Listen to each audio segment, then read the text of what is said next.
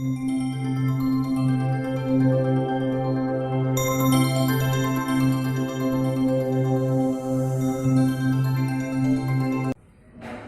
श्री हरि। फिर से सबसे पहले आप सबसे मुझे मांगनी है माफ़ी, क्योंकि बहुत लंबा ब्रेक हुआ, लेकिन फिर से कारण मेरे वश के बाहर के थे। गूगल अकाउंट में एक बहुत ज़बरदस्त गड़बड़ होने के कारण गूगल ने मुझे 1 महीने तक अपने ही अकाउंट को एक्सेस करने से रोक रखा था, और इसीलिए मैं आपकी सेवा में नहीं आ पाई। हमारी जो यात्रा थी वो मैं फिर से याद दिला दूँ आपको, श्रीमद् भगवद गीता के पहले अध्याय से टेक अवेज लेने के विषय में थी। और उसमें इस समय हम जिस विषय पर चर्चा कर रहे थे वो था जब अर्जुन की चिंता थी कि यदि अधर्म बढ़ा तो कुल की स्त्रियां प्रदूषित हो जाती हैं, और कुल स्त्रियां प्रदूषित होती हैं तो वर्ण संकर जन्म लेता है। स्त्रियों के प्रदूषण से रिलेटेड था हमारा करंट टॉपिक, और वो था स्त्रियों में बढ़ता हुआ कैंसर, जिसका सीधा सीधा सरोकार है ऊर्जा प्रदूषण से, एनर्जी कंटेमिनेशन से, एनर्जी पोल्यूशन से।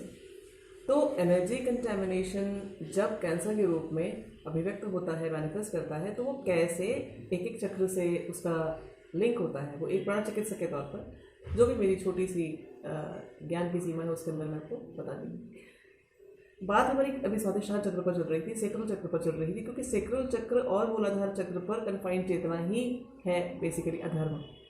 उसके ऊपर चेतना को ना ले जाने का जो प्रयास किया जाता है, तब अधर्म का एनवायरनमेंट क्रिएट होता है, और वो होती है वो ग्रोस वाइब्रेशंस, वो नेगेटिव डार्क वाइब्रेशंस, जिसमें हमारा समाज इस समय मोस्टली है, ह्यूमन कम्युनिटी है। लेकिन इसमें से एक डिग्रेशन हमको लेना पड़ा, क्योंकि टॉपिक है कैंसर। तो हमारे पहले सहस्रार चक्र पर, क्राउन चक्र पर। सहस्रार चक्र डिवाइन हीलिंग का चक्र है। ये तो बात हुई एक प्राण चिकित्सक के तौर पर। सहस्रार चक्र शरीर के जिन अंगों के प्रति रिस्पॉन्सिबल है वो है एक तो पीनियल ग्लैंड, ब्रेन के अंदर एक छोटी सी ग्लैंड है जिसको कहा जाता है पीनियल ग्लैंड, और इसके साथ साथ हमारे तंत्रिका तंत्र यानी कि नर्वस सिस्टम के प्रति इसकी रिस्पॉन्सिबिलिटी है, यानी ये चक्र इन दोनों को संभालता है। अब नर्वस सिस्टम पर यदि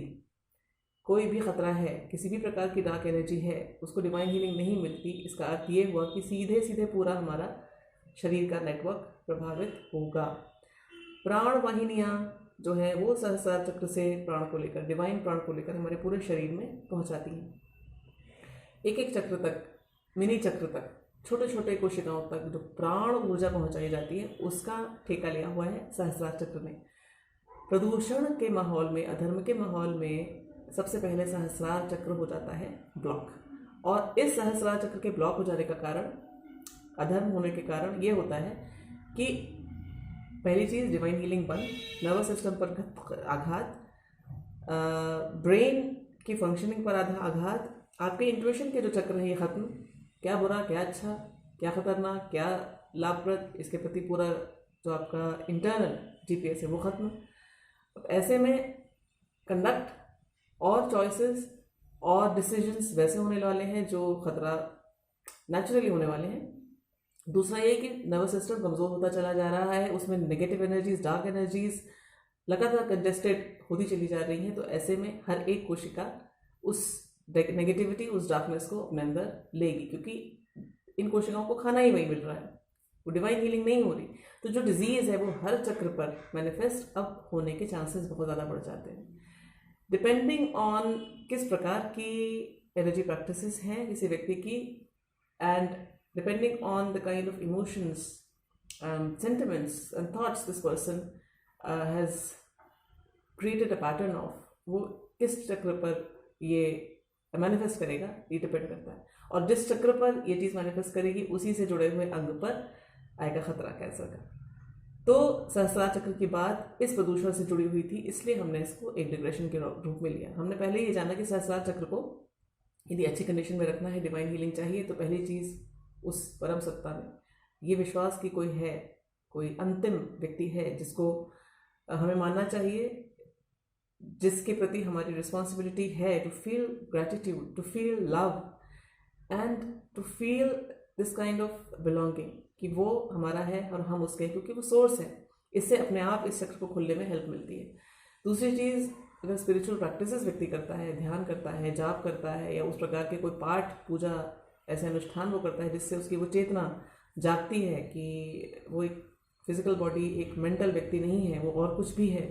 तो ये एक मेमोरी क्रिएट होती है, धीरे धीरे धीरे धीरे करके वो जागता है अपनी उस कॉन्शियसनेस की डायमेंशन के प्रति जो उसकी स्पिरिचुअल डायमेंशन है। इससे हेल्प मिलती है, इससे खुलता है सहस्रार चक्र। और दूसरी चीज़, अपना जो सेल्फिशनेस, सेल्फ एब्जॉर्ब जो हमारा स्वभाव होता है, हमको उससे हटकर जब हम बाहर की ओर देखते हैं कि कहाँ हम अपने आप को यूज़ कर सकते हैं दूसरे के कल्याण के लिए, ये अपने आप इस चैनल को खोलता है। तो जितनी ज़्यादा सर्विस, जितनी ज़्यादा कम्युनिटी फीलिंग देने के भाव से, उतना ही ज़्यादा सहस्रार चक्र अपने आप खुलेगा। सहस्रार चक्र खुलेगा तो डिवाइन हीलिंग हमें मिलेगी, और डिवाइन हीलिंग मिलेगी तो अपने आप सारे चक्रों में जमी हुई जो गंदी ऊर्जाएं हैं, ऊर्जा सत्ताएं हैं, एनर्जी एंटिटीज, साइकिक एंटिटीज, इनको अपने आप नष्ट किया जाएगा और हमें मिलेगा स्वास्थ्य, हमें मिलेगा ऊपर की ओर अपनी चेतना को ले जाने का अवसर। तो आज सहस्रार चक्र के विषय में ये जो बातें हमने जानी, और इस सहस्रार चक्र को कैसे ब्लॉक ना होने दिया जाए, इसको कैसे खोला जाए, इसको भी हमने जाना। ईश्वर में विश्वास, ईश्वर के प्रति प्रेम का भाव, हर एक प्राणी के प्रति उसी प्रकार का प्रेम का भाव, ये जानते हुए कि ये सब कुछ उसी एक सोर्स से आए हैं, उसी एक स्रोत चेतना के ये अलग अलग मैनिफेस्टेशंस हैं, और सिर्फ अपने लिए एक मोटी मोटी survival instinct, selfish survival instinct से हटकर कम्युनिटी का भाव रखकर जब हम उनके साथ अपने अस्तित्व को जुड़ा हुआ पाकर सेवा देंगे, ये सहस्रार चक्र ब्लॉक नहीं होगा, खुलता ही चला जाएगा और हमें वो डिवाइन हीलिंग भरपूर मात्रा में मिलेगी, जो हमें हर प्रकार के रोग संक्रमण से न केवल सुरक्षित रखेगी, लेकिन यदि किसी कर्म के कारण, पुराने कर्म के कारण हम उसकी चपेट में आ भी जाएं, तो हमें उससे लड़ने का और उसे जीतने का भी साहस